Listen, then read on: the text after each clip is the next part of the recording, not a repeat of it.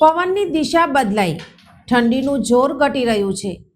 તારીખ 21 થી 26 દરમિયાન હવામાન વિભાગે ગુજરાતમાં માવઠાની આગાહી કરી।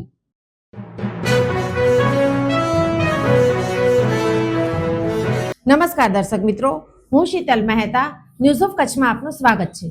જોઈએ આજના સમાચાર।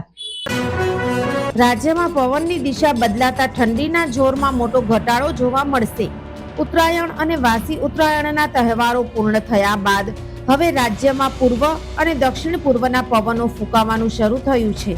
પવનની બદલાયેલી આ દિશાને કારણે લઘુત્તમ તાપમાનમાં વધારો નોંધાશે। હવામાન વિભાગના જણાવ્યા અનુસાર આગામી 24 કલાકમાં રાજ્યના મોટા ભાગના શહેરોમાં તાપમાન 2 થી 3 ડિગ્રી જેટલું વધી શકે છે।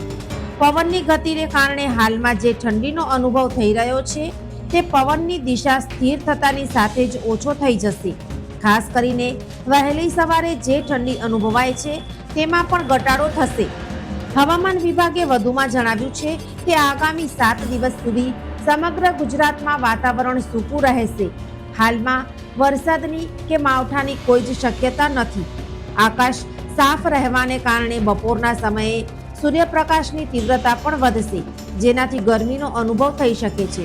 જ્યારે બીજી બાજુ હવામાન નિષ્ણાંતોએ આગામી 21 થી 26 જાન્યુઆરી દરમિયાન રાજ્યમાં ફરી માવઠું પડશે તેવી શક્યતા વ્યક્ત કરી છે। સમગ્ર ગુજરાતમાં વાદળછાયું વાતાવરણ જોવા મળશે, પરંતુ ઉત્તર ગુજરાત અને કચ્છના કેટલાક ભાગોમાં કમોસમી વરસાદ પડવાની શક્યતા છે। દર્શક મિત્રો, આજે તારીખ 17 જાન્યુઆરી 2026 આ હતા આજના સમાચાર। આવતીકાલે ફરી મળીશું, ત્યાં સુધી મને રજા આપશો। નમસ્કાર।